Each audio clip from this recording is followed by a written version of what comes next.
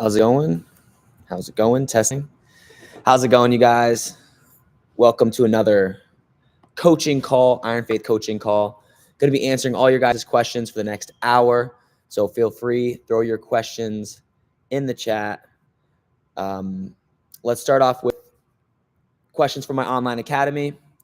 So, and if you guys don't know, I'm sure most of you guys already heard about my online academy, but I pinned it right at the top up there if you want to get access to that. And if you guys haven't seen my new video that just came out today, I wrestled four of my better, high school, one of my college wrestlers, blindfolded, and whoever took me down the most got $100. So that was a fun video. Promise you, I'll get back to instructionals, but want to make some fun videos as well. All right. So we got Will. Will's asking, what can I do to get past the mental barrier? Right? You guys are doing well with the technique. You're wrestling hard, but you're struggling mentally. He says, I have an issue where I can't see a shot when it's open. I just don't do it because of fear of re-injury, or I just kind of sit there in fear of injury. I talked to my teammate, and he said it seems I wrestle better and more confident when it's someone I know I can beat, and I just wrestle better. All right. Do some of you guys have a fear of being offensive, of shooting, because you feel like if you shoot, person's going to sprawl and spin around, or maybe you're like Will, you feel like your shoulder's going to get hurt. If you have a fear of shooting, a lot of times most fears come from reality. So it's a little bit of reality, at least. My guess is you're shooting on people and you're not scoring, right? You wrestle the better guys, and every time you shoot, they sprawl, they spin around. So the best way to overcome this fear is building confidence in your shot recovery and your shot finishes. So first of all, go study the technique. We have videos on shot recovery. If you go look up Iron Faith shot recovery, and we also have videos on all the different finishes for singles, for high crotches, for double legs, and start learning the technique, drilling it again and again and again. Once you know the technique, you've drilled the technique, the next step is hitting the technique with resistance. So shooting on your opponent and your opponent sprawling on you and you working through the finish. So you're building some confidence there that, hey, I've done this shot in this finish 1,000 times, 2,000 times. I'm good at this. I'm fast at it. I got the technique down. That's going to build you confidence. The next thing that's going to build you confidence is hitting it in the practice room in live. So go grab a practice partner that you believe you can take down and now hit it live against them. They're trying their hardest to stop it, but you're attacking those legs. You're hitting the finishes. You're building confidence. And then just start leveling up to more difficult opponents. As you go up, continue to build that your confidence will continue to increase the more difficult opponents you wrestle. So that's the general steps to learning a move, building confidence in your shots. Get the technique down, learn it, right? Watch some technique videos on it. Go drill it with resistance, hit it in live against some opponents that you're better than, and then do it in a match. Another thing that I really recommend you guys do is whenever you wrestle an opponent who you're better than, right? You step out on the mat, you took them down in 10 seconds. You can pin them. Don't pin them. Get a couple takedowns. Build some confidence in your shots. You're not being mean. You're not trying to bully the kid. You're trying to get some confidence against people that you can beat. So then when you go against an opponent that's difficult, you have that confidence. You've taken many people down. You're not afraid to go after it. Especially for those kids that don't have too much tough competition. If you don't have a lot of tough competition, I highly recommend that you don't pin people right away. You get some takedowns. You can pin them later on, but build some confidence in your offense. All right, we got Nar. Hey, coach, how much should a wrestler cut at most? Oh, no. And he's saying that last video I did that it was a takedown. It was no takedown. All right. Nart's talking about the last video I did, what I posted today, blindfold wrestling challenge. And I asked the viewers, asked you guys if I got taken down or not. I think at around like the 2-minute mark. I think it was no takedown.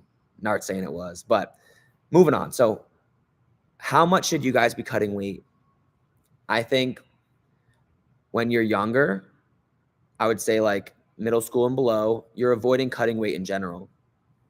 I think if you're a pound over your weight class, go cut the pound, make the weight. That's not even really cutting weight.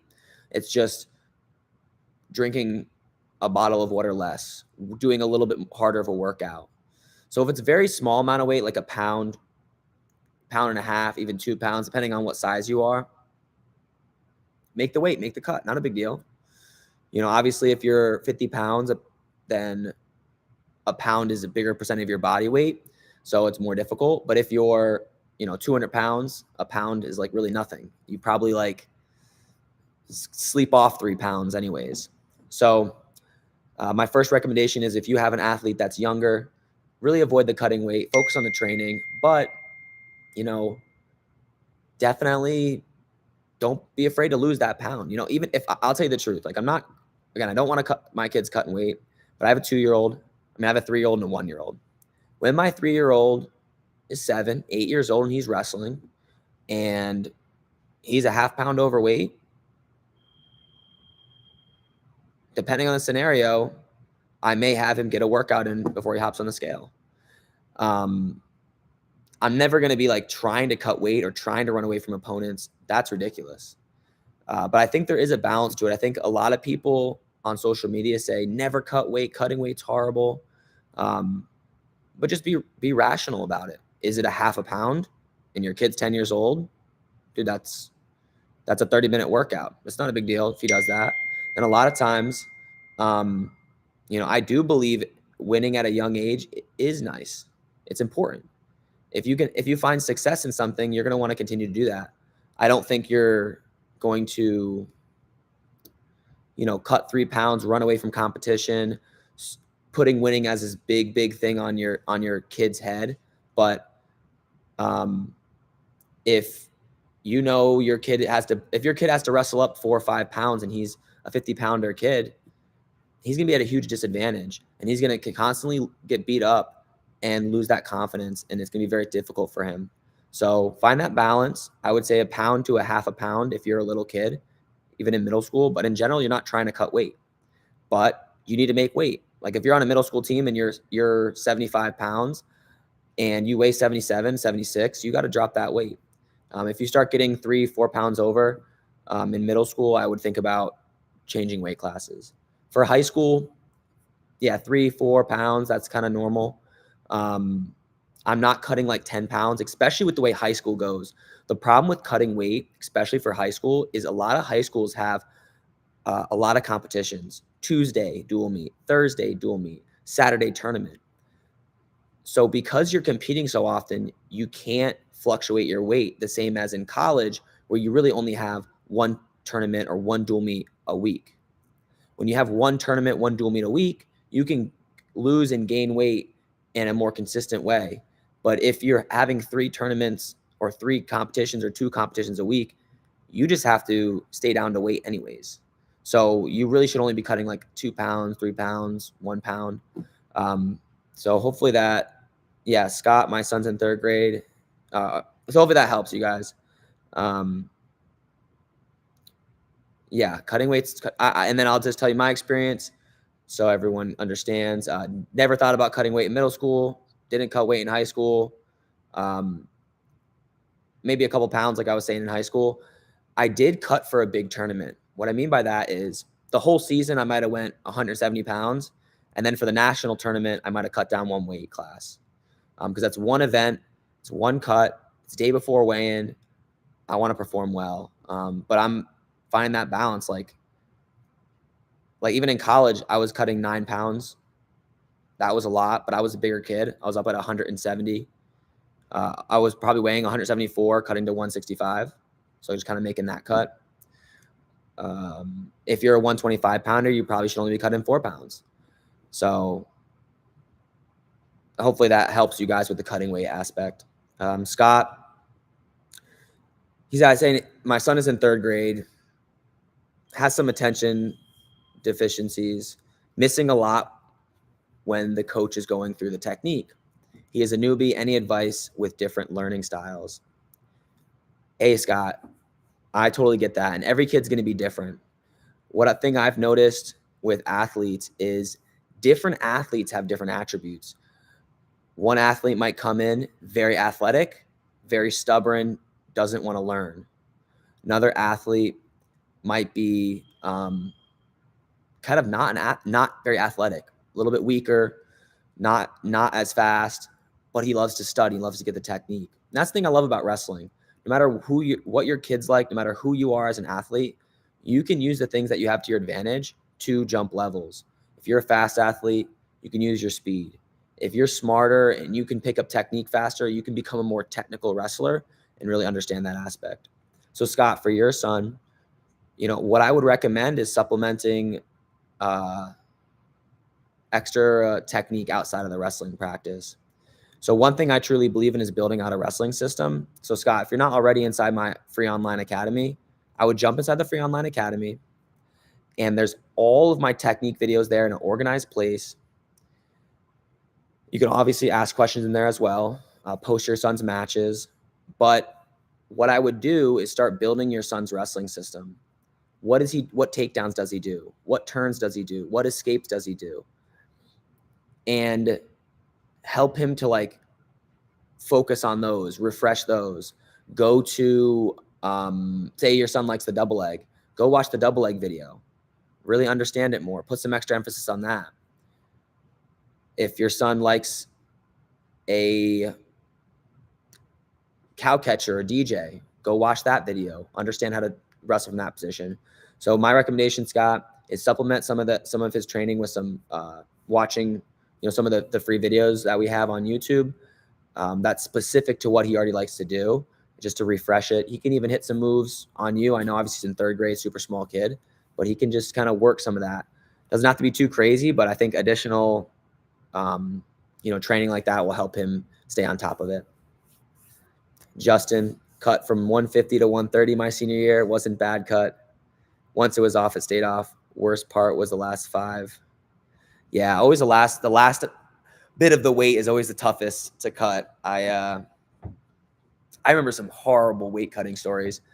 I was at the Southern Scuffle. So if you guys don't know, Southern Scuffle is like a bigger tournament for Division I in college. And they had the day after weigh-ins. I hated when they have 2 weigh-ins back to back. They'll give you a pound, they'll give you a little something, but when I weigh in Saturday for a tournament, I just want to wrestle Saturday, Sunday. I don't want to have to weigh in again Sunday, because it makes you think about cutting weight as you're trying to compete. So I'm at the tournament, I make weight, I'm wrestling, trying to make it to the second day so I can place at this tournament. And the tournament's running late. It's like 6, I'm still wrestling. It's like 7 at night, 8 at night. I think my last match was like 10 o'clock at night. And I have to wake up the next day and wrestle at 9, which means weigh in at 8, get there at 7. It's 10 o'clock right now. So I get done. Right when I finish my last workout or my last match, I throw sweats on because I want to keep sweating. Right? I already am sweating pretty good from wrestling my last match. So I throw some sweats on and I keep kind of wrestling. I keep moving my feet. I do some jogging. I go in the back room, which has a wrestling mat. I start drilling. I do for like an hour. And then we all go to the hotel. We check our weight. I'm still like 3 pounds over, 4 pounds over, whatever. And I just wrestled like a whole tournament, wrestling against nationally ranked people, 4 or 5 matches that day. And I got to lose this last 3 pounds or so. So what we do, me and my friends, everybody else who has to lose weight, we go inside the hotel, the shower area. We close the door. We stuff towels underneath the door. We stuff towels on the top. We turn the sink on hot. We turn the shower on hot. And we create a little steam room inside the shower. And I'm in there with sweats on, just like pretending to shadow wrestle in there with like no space. But I ended up making weight, obviously. I don't think I've ever missed weight. But those type of stories happened here and there. But I wasn't too big of it. I hated it, but like it's something I did my whole life. So it wasn't like something that like I never got burnt out. I think cutting weight is something what people will quit the sport from. So like I said, avoid it. Especially when you're like middle school, youth, none of those wins, none of that stuff is going to affect kind of like the bigger picture with wrestling. Obviously you want to win now, right? You want to do well, of course, immediately, right? But it's not necessary. Get your technique better and always be thinking like that anyways. I actually recently just heard, can't remember the guy. I think his name is Mike, but there's Malnek or something. I don't know. He used to work for Flow Wrestling, but he created this thing called the PNL. Not him, but him and some other different wrestling clubs, I think, created something called the PNL Wrestling League. And their way of fixing the weight cutting issue is making all the kids in that organization, so say there's like 20 clubs throughout the country in it, to wrestle at their events, they have to weigh in 3 times a week and like log it into their online system. And then when they go to wrestle at a tournament, they have to wrestle the weight that they're weighing during the week. They're essentially trying to solve a situation where you don't cut weight anymore. You just wrestle what you weigh. Because the reality is, right, if everybody wrestled what they weigh, then we all wouldn't have to cut weight and there would be no advantage, right? So that's like the ideal world, right? Nobody cuts weight and we all agree, all the wrestlers agree, hey, we're all not going to cut weight. And then we don't have to worry about cutting weight and we're all at the right weight class. So I think there's some solutions to that, but I think in general, the turnover rate for wrestling is pretty high. Like people quit the sport pretty often, like the youth wrestlers. And I would say cutting weight's an example of that. Maybe putting too much stress on the kids too early is a part of that as well. All right, let me see what other questions we got. I get this question all the time. Ben's asking, does anyone have any tips on shooting faster? Because I find it difficult to get to my opponent's leg because they are fully sprawled out. If you guys want to shoot faster, what you want to do is shoot faster, okay? That's the first advice. What I mean by that is as you're drilling, shoot at your full speed. So when you go to shoot, accelerate, try your hardest to shoot as fast as possible.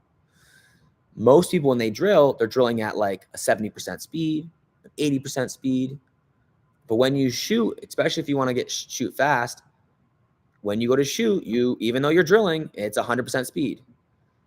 In reality, most drilling, sometimes you can flow drill, but most drilling, when it's your shot to get the takedown, you're going live and your opponent is not.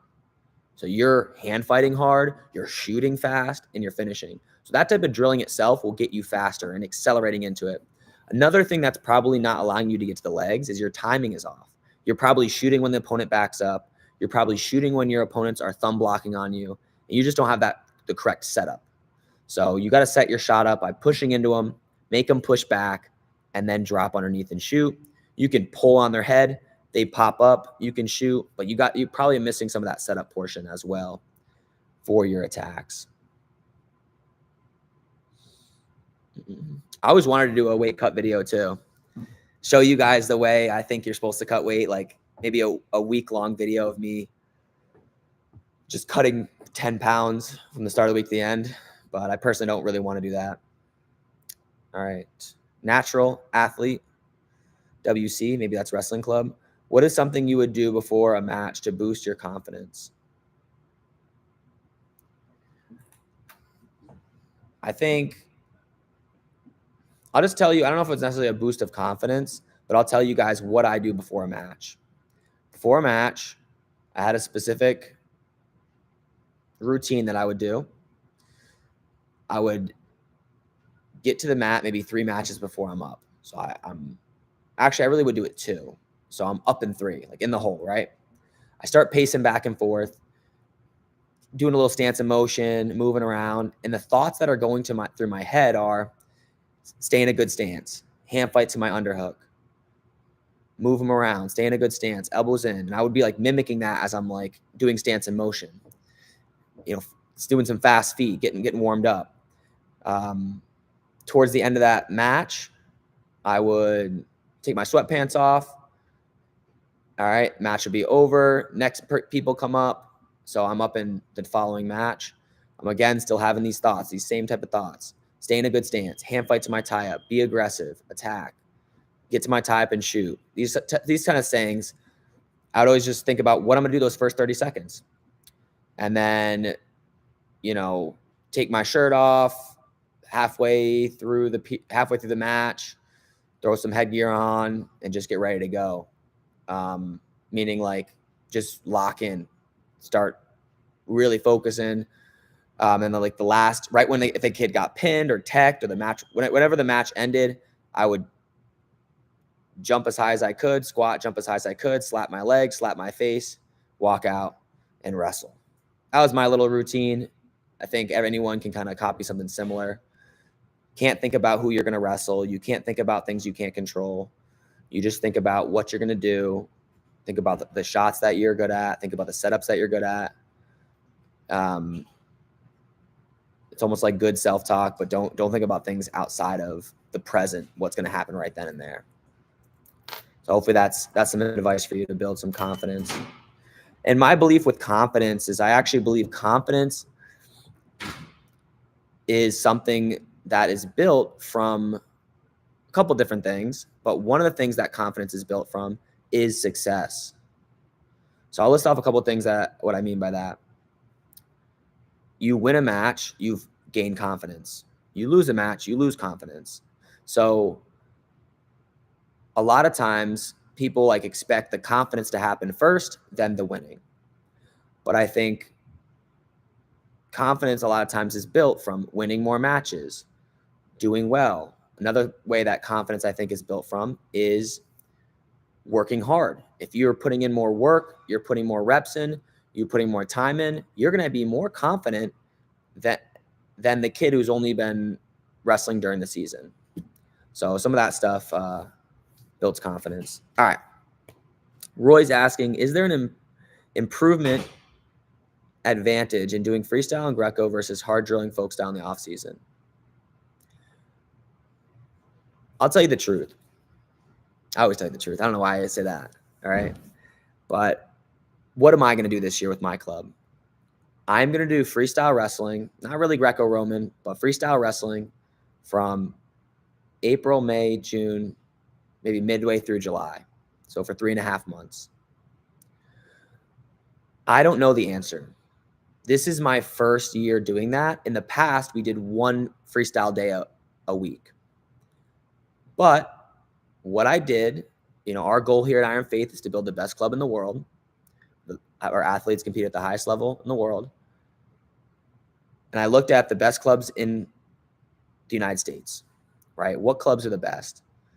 Some of them that come to mind, you got Young Guns. You got Ben Askren's clubs. You got some like high school programs that kind of run clubs off season. Like I think Poway, I don't know if it's really a club, but you got Dan Cormier's club, right? They do freestyle.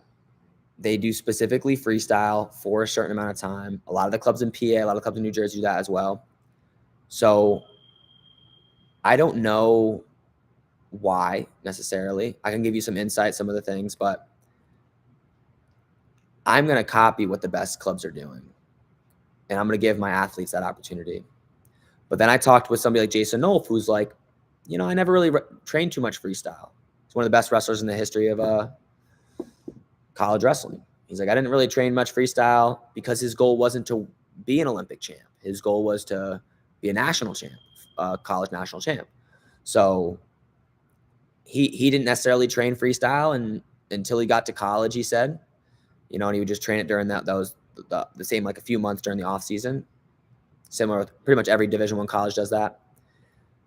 And then he obviously trained a lot of freestyle once he finished college and was trying to make the Olympic team. And his insight was, if your kid's goal is to be an Olympic champ, to wrestle at the world team trials, to place at Fargo, if that's one of his goals, he definitely needs to train freestyle. Some technical reasons why I think training freestyle is good, though. It teaches wrestlers to finish better, finish properly, not get rolled. If you make a mistake in freestyle and you get out of position slightly, you will get punished. You will get scored on. You'll get flipped. So I think it helps you develop in certain positions better, like finishing takedowns. You have to be more precise. If you make a little mistake, you're gonna get flipped over and get two, or get scored on. Other things that freestyle is good at, I know it's only for really the top guys, but if you're a really good high school wrestler and you do freestyle, you have the opportunity to wrestle in these, wrestle against the best people in America. You got guys like Bo Bassett, Jax Forrest going and wrestling Nathan Tomasello, Austin DeSanto, these guys that are already graduated from college. There is no way to wrestle at that high of a competition unless you good at freestyle, unless you train freestyle. So what are the I would say you don't need it, right? Like you take Jason Nolf as an example. You don't need it, right? He didn't do freestyle. He's 3-time Division I national champ. He didn't train as much as, like, say, the normal person. But I would say if you're going to take the top 20 ranked kids in the country at each weight class, maybe 75% are doing freestyle. So I'm going to stick to that more. I'm going to stick to what the best clubs are doing. We're going to test that out this year. We're going to train freestyle. We're going to get good at freestyle, something I did in college. I don't think it's hard to learn. I don't think it's hard to make the transition, especially with the younger kids. Like, everyone's like, oh, well, my kid might get confused. It's just like, well, then does your kid get confused if he does soccer, different sport? Like, it's not really like, I don't know. I don't think it's as confusing as people make it out to be. And like, if you segment it like that, like, hey, we're gonna do 3 months of freestyle, focus on freestyle. They learn the new rules, they try it out. Boom, it's over. All right, now we're back to folk style. Maybe they have like a month or so, or a couple of weeks of them getting confused and locking hands a couple times, and then they're back to folk style. So it's just a nice transition. It gives people a break as well. So I know I talked a lot about freestyle, but that's some of the thoughts I have on it. I don't know if there's correlation between being good at freestyle and being good at folk style.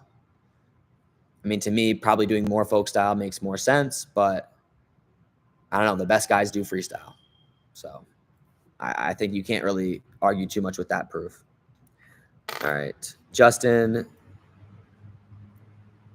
taking my daughter to Texas high school state championships this weekend so she can see it before she gets to high school in a couple of years. Is there anything you would tell your own wrestlers to watch for?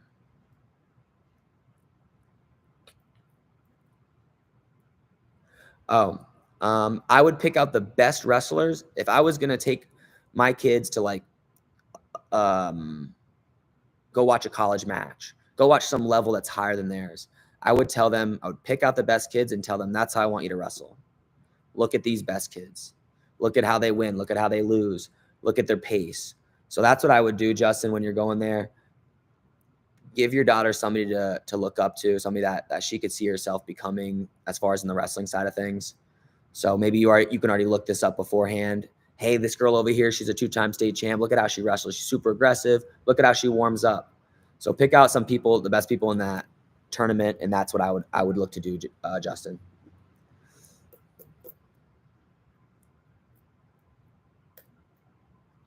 All right. Go back to some other questions online. I got another half an hour, you guys. So any questions you guys have, here every Tuesday, answering questions, helping you guys get better wrestling.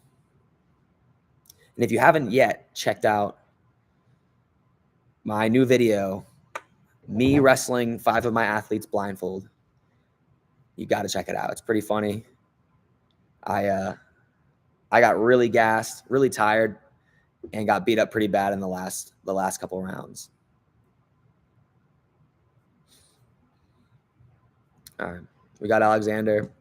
How to improve against partners who are very defensive during live and don't wrestle like they do in matches.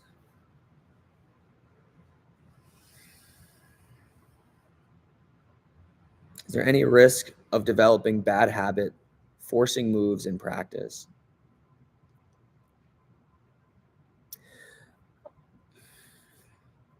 I think if you're a defensive wrestler in practice, you gotta change who you are. It's my first opinion. Like if somebody's in my club and they're defensive and it's live and they're staring at each other just waiting for their opponent to shoot on them, it's embarrassing. You should be attacking, offensive. I literally take kids and push them into shots. They're staring at each other and they're not attacking. I'll grab the back of one of my wrestlers and say, shoot, push him right into the shot. Not hard enough where he's going to fall over himself, but I'm like, go, stop stalling, create action, try to get better at wrestling. The reality is, Alexander, is the people in practice that aren't being offensive, that aren't attacking, are not going to develop very quickly. They're not going to get good very quickly. So you need to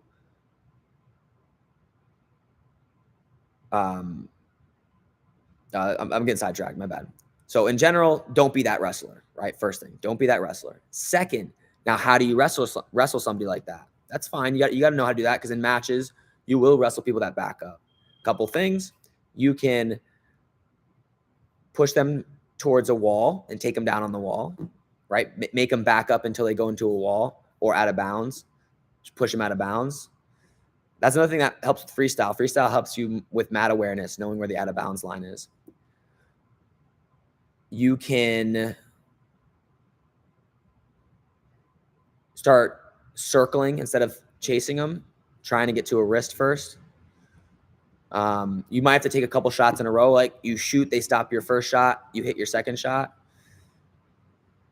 Now, I don't know if you're still on, Alexander, but could you maybe say specifically what your opponent's doing to you? Is he backing up? Is he not backing up, just not shooting? What type of looks is he giving you defensively? It's like I can give you more specific advice if you give me more specifically what's happening.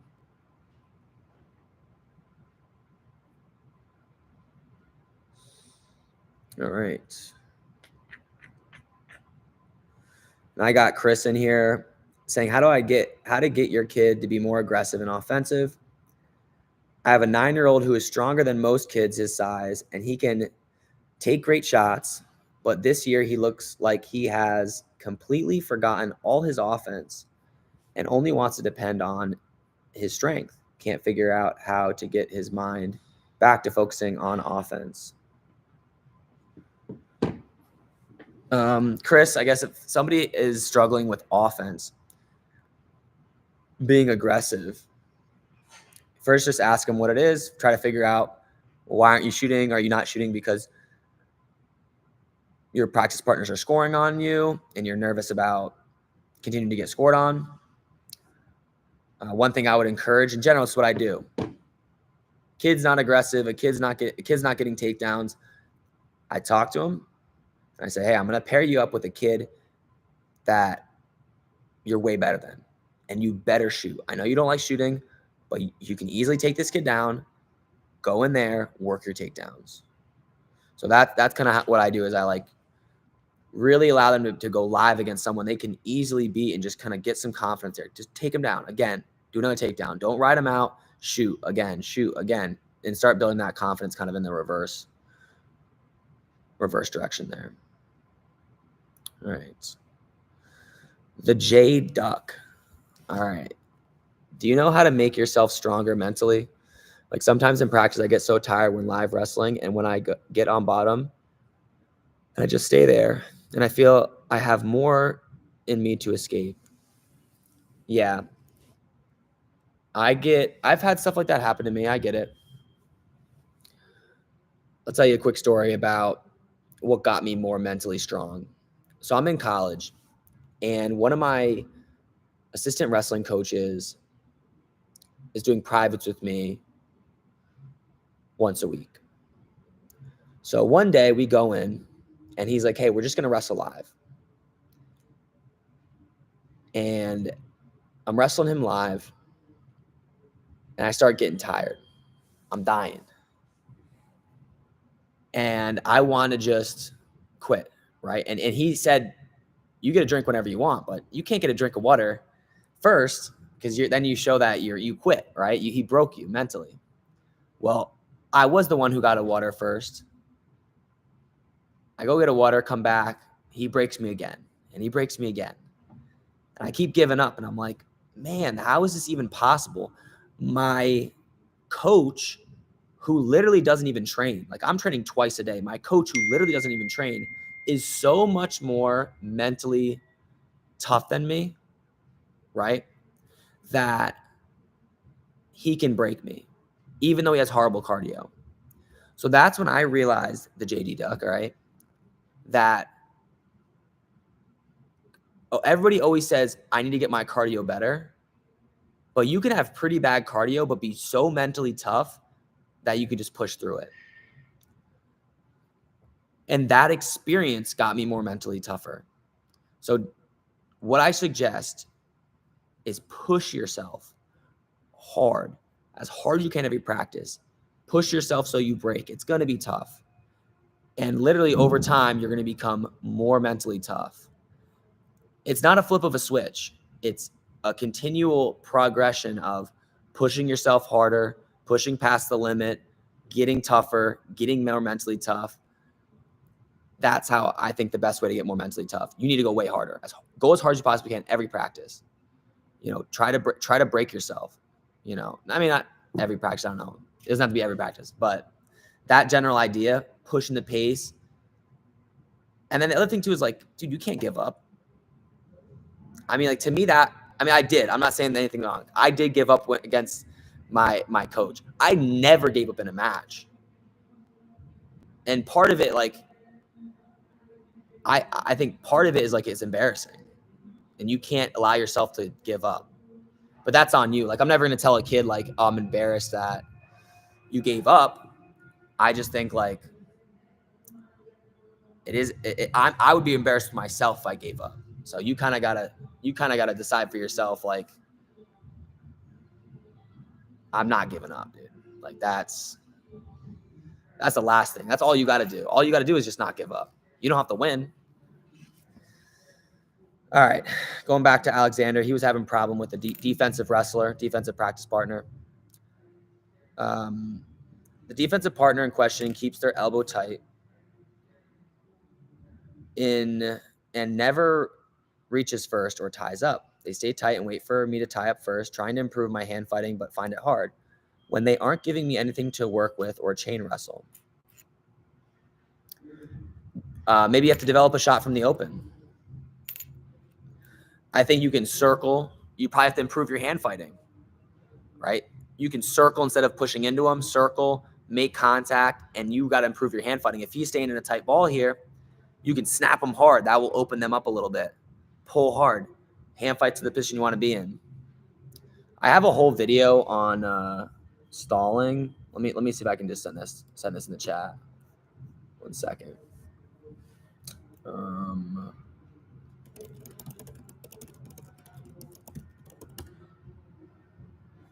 right, I'll post this for you. Give me a second. That's for you, Alexander, right? I just posted a YouTube video. Go over. You can watch that. That's on how to deal with people that back up. All right. All right, we got about 20 more minutes, you guys. Answer any questions you might have. Here to help. Here to make you guys better at wrestling. Just going to check through, see if anybody has any questions on here.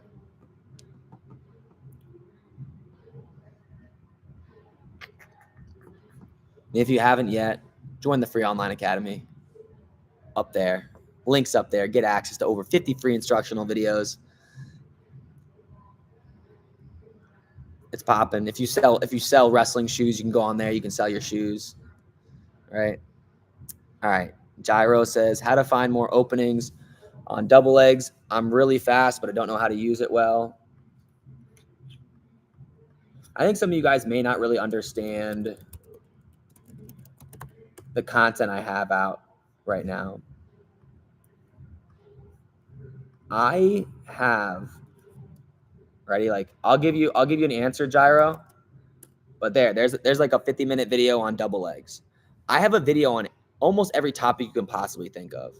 Stalling, like I just gave, forgot who, Alexander. Double legs. Gyro wants a double leg video, right? If you go on the online academy, everything's organized there, but you can search Iron Faith in any topic possible, and it pretty much I have it on everything. But as far as double legs, in general, you want them to square up. So if they're heavy right leg lead, you need to circle them or fake at that lead leg to get them to square up. Then you can hit them with that double leg. Blast doubles definitely from the outside. You could use underhooks. There's like when you click that video, just pick your type that you like, hit your double from there. You can go inside tie, you can go Russian, you can go underhook, you can go elbow control, you can shoot from the open. So it's really up to you. But in general, with the double leg, get them to square up, step their back leg forward a little bit, fake at their forward leg, circle, make them square their feet up, make their feet be even. Normally they'll have one leg forward, get them to circle and square both feet up, then hit them with the double leg.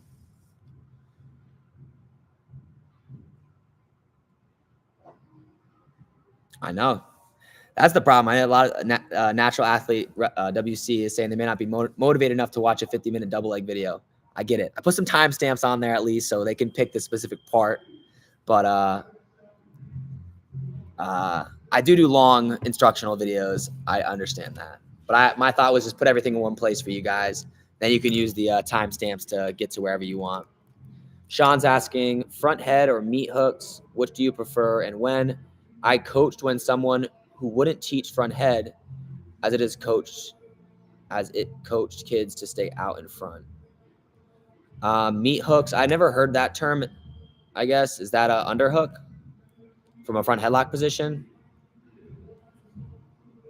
I don't know what a meat hook is. I haven't really heard that term before. Oh, okay, yeah. Praying mantis. Both are fine.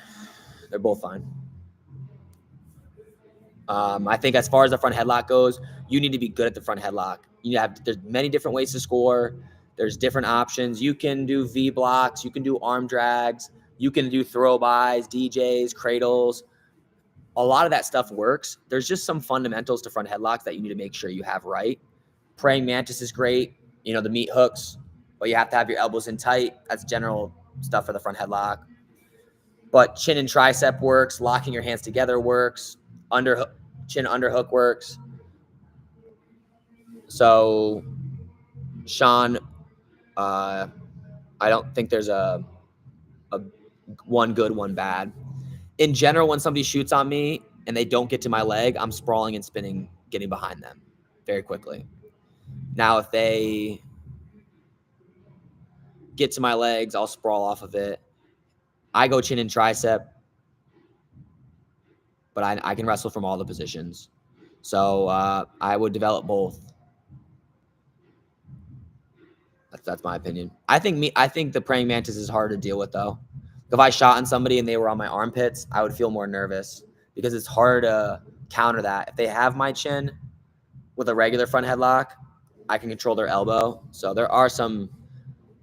I couldn't tell you which one's better, which one's worse, but I see the understanding of what of people saying that the meat hooks or the praying mantis position is better than traditional front headlock position.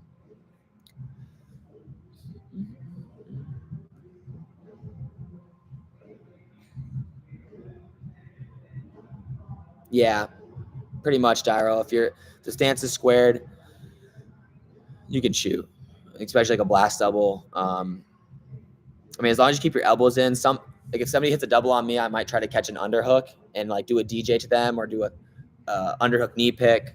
So if you just don't let them catch underhooks on you, I think that's one of the bigger risks when shooting a double leg.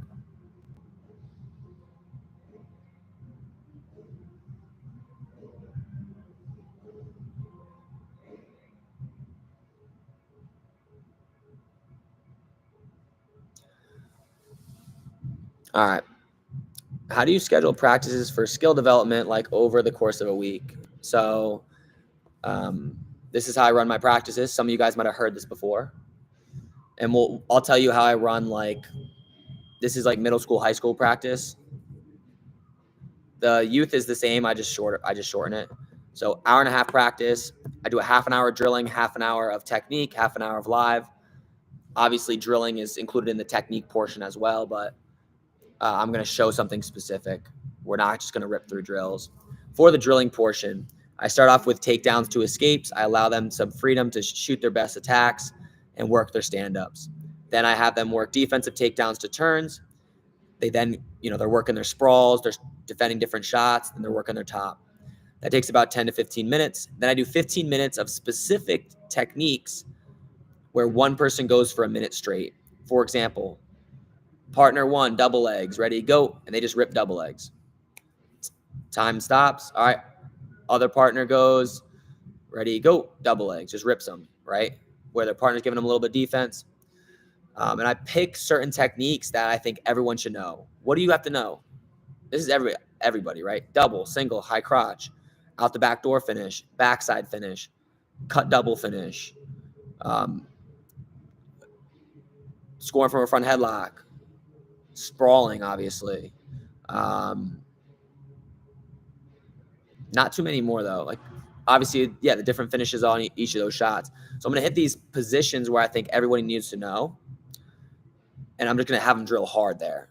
Like, single backside finish, partner one, ready to go, and they go for a minute. That's the first half an hour. They put a lot of hard work in. They hit the positions that I wanted them to know. Then I take a half an hour to show a specific technique, specific position. And I do that for the entire week. So we do 3 practices for each age group, and they're going to hit 3 practices on, say, the front headlock or the single finish or a top series. And then we finish off with live wrestling for half an hour. And the stuff I'm picking as far as the technique being shown is just stuff that's going to benefit everybody. I'm not going to show a random niche move like, hey, we're all going to spend a week on the Peterson or something. Like, I don't know. Like, I think you want to find techniques that are like, what do my kids need to know? They need to know these fundamentals. Then they can develop their own stuff here and there. But, like, go watch wrestling matches. What are people hitting? The things I listed out, they're hitting those. Maybe they hit, like, say for bottom, maybe they hit a Peterson here and there. Maybe they hit a switch. Maybe they hit a Granby. But, like, 99% are just standing up and getting out. 99% are just getting their feet and getting out. So that's what we're going to spend most of our time on. All right, Jason, my son is a junior and went up 3 weight classes this year. Any advice for him to help with the weight adjustment? So I did the same thing. I was a freshman. I was 113 pounds as a freshman. And then my sophomore year, I was 145. So I went to 5 weight classes. I understand.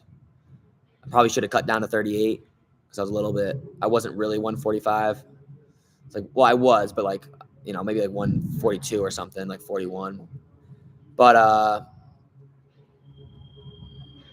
yeah, I don't know if there's anything too specific. I mean, I got taller. I don't know if I have too many things for that. Advice for the weight adjustment. There's not too much difference in the way they wrestle from 120 to 138. In general, if he continued to grow and got up to like 180, 190, they start wrestling different. Like, in general, a super lightweight, a little bit quicker, more offensive. As you get heavier, they kind of become less offensive because the heavier an opponent is, the recovery when you take a bad shot becomes more difficult because they're heavier. So, like, that's why you don't see a lot of heavyweights being very offensive and attacking a lot, because if they make a mistake, they're going to get scored on. So the hand fighting becomes a little more focused as he gets bigger, and there becomes a little less or a little more selectiveness in his shots. Okay. I have a week until districts, and and I'm a second-year senior. Should I just focus completely on doubles? My favorite shots.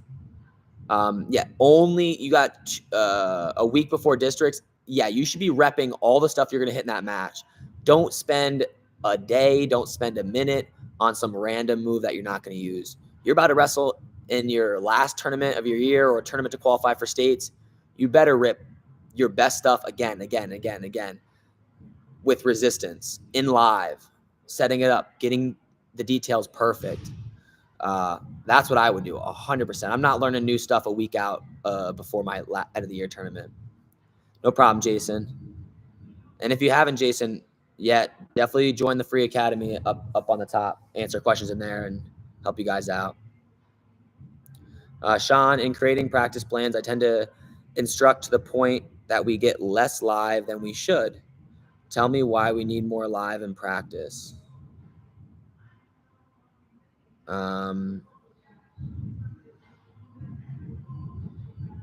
A couple things with that, Sean. So as far as instructing, I spend hour and a half coaching. I spend 5 minutes at most up in front of the class talking.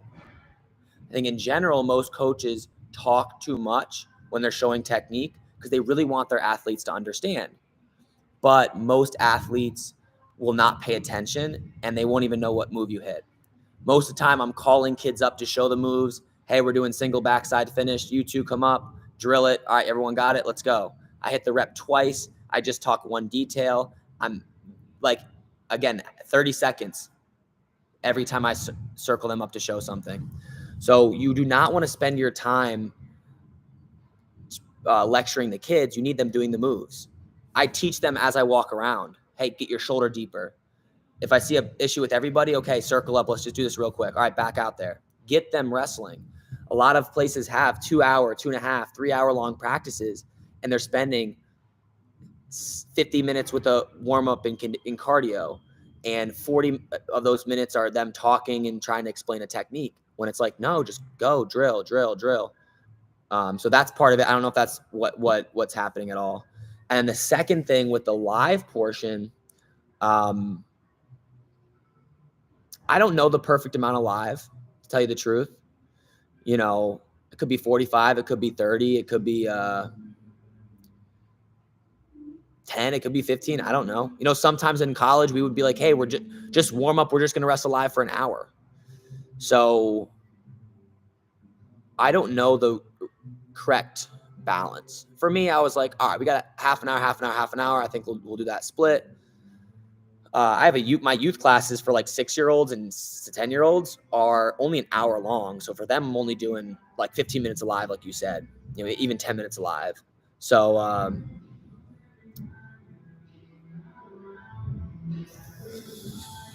you know, I don't know the perfect thing. I think sometimes you can come in, we do practices where you come in, you could wrestle live for a bigger portion, kind of copy what I did in college a little bit. I think kids like live wrestling.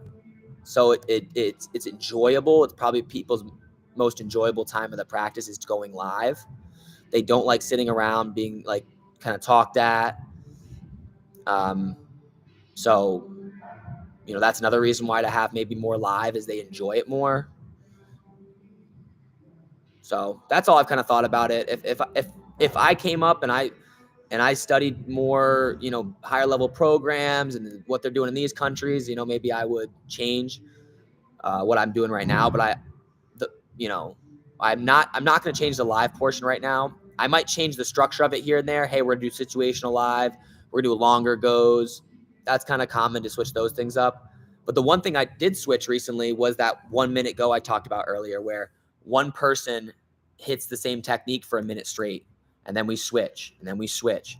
And I did that starting last week. So I'm definitely going to be changing my program around. You know, like what I tell you this week might be different than next, and the next year. Because like I said, our goal is to be the best club in the world. So, and we're obviously not there yet. So I'm going to keep making adjustments, keep learning more, keep getting better as a coach. That's just what we have right now. Alexander, any sense in splitting practices between heavy drilling focus and heavy wrestling focus? One day, little bit drilling, lots of live. Yeah, I think all that stuff's kind of fine. You know, what's important? Are you showing the right technique? Are they getting reps in the fundamentals? Are you able to motivate your athletes to really want to do well? You know, to really put the effort in? Are you able to get them to train at a higher intensity? These things are more valuable than necessarily, do I do 10 minutes versus 15 versus 20 of live? Are they giving their fullest effort? Are they motivated to do well? And I spent more time on trying to do that, having the little talks with my athletes, getting them to believe that they can become state champs. Because I know if I spend that 10 minutes with that athlete and help him believe in himself, that's going to be much more impactful than even making a small change in my practice plan. So, you know, for you, Alexander, I think you're an athlete, right? You're an athlete, you were saying earlier. Like, it's really like how much work you're going to put in. Don't stress too much out about what your coach is setting up for your practice. Put the work in, drill the right stuff, and you're going to do great. Mooney, I don't know if I'm saying it the right way, is asking, did I train online? So there was no online academy like I've created when I was younger. I did get Wade Shala's DVDs and watch those, especially where I was at. Like, I'm from Rhode Island, you guys, not a state that's crazy known for wrestling. I think it has great wrestling right now, especially its size. But, you know, I was wrestling in Rhode Island 10 years ago. It wasn't the best, right? And we didn't have a bunch of Division I wrestlers who were all Americans teaching me. So I love online training. I love having the knowledge of, you know, somebody like Wade Shales, who had the record for pins, and I learned from him how to pin. Not maybe my high school coach who didn't wrestle in college, you know, didn't have that high of a level of experience. So I love online training, and it did help me a lot. I got the year that I really focused on studying, you know, those specific videos was my freshman year in high school. And I won states my freshman year and won 4 matches at nationals. And I pinned a lot of people with cradles. And that was what I focused on from those videos. So I think, especially if you guys are in a situation where you don't have the highest level technique, or even you have the right technique, but say you want to learn leg riding, but your coach is just, he does the arm bars and you really want to develop that. Well, go study the technique. And like I said, dude, I got everything for free, man. You can go, and I'm not out here, you're like, you know, if you want more videos, I have some more videos that you could buy, but like, go watch the free ones. Go watch the leg riding one I have. If you want to learn leg riding, go watch the double leg one. All right. Sean, what do you, and I only got a couple more minutes, you guys, so close out soon, but Sean saying, what do you use at competitions to plan out your next week's practice plan? In general, if I just see something that everyone's struggling with, I may decide to focus on that. And I keep it somewhat general. Like, hey, they struggled on bottom, we're going to work bottom. And I have what I believe, you know, our bottom system. We do tripod stand-ups. We have some other little things from there. And we're going to work bottom that week. Or, man, they just couldn't get out of that front headlock. Everybody was getting scored on when they shot. Hey, we're working on shot recovery. So I just pick a topic that I see most people struggling with. We're going to focus on that. That's kind of the general way. So, you know, when you're in those tournaments and you see them struggle with something, I would recommend going over that week and going over it for a whole week, you know, getting that ingrained in the same information again. Okay, they got it. We can move on. Perfect, Alexander. All right, Nart, this will be the last one. Then I'm going to close it out. I got to hop on another call. What is a very effective technique that works well on beginners? I think the best technique that works on beginners, I mean, any move works on beginners. If you are a beginner, I think the double leg is the best move to learn. If you want to get success quickly, it's a very simple move. Double front headlock. If I was just starting out my senior year and I had to get really good and be able to take somebody down, I would just rip that double a bunch of times. I think it's a great move, simple. It really works well at the younger levels as well. Obviously works at the highest level. Jordan Burroughs is the best at it, but that's kind of my advice there. And I think if I was wrestling a beginner, now here's the thing: if I was very advanced wrestling a beginner, I'm gonna hit him with stuff he's never seen before. So I'm gonna do the opposite. If I'm wrestling a beginner, I'm not hitting him with a straight on double. I'm hitting him with a foot sweep, a slide by, I'm hitting him with something he's never really seen before, because I promise you, he's wrestled a year or less. He's never learned how to defend a slide by, you know. All right, that's all I got today, you guys. I'll see you guys next Tuesday. Again, if you haven't joined my free online academy, do so. And definitely take a look at my recent video on the me wrestling all my athletes blindfolded. It's definitely funny, and I hope you guys enjoy it. All right, see you guys next week.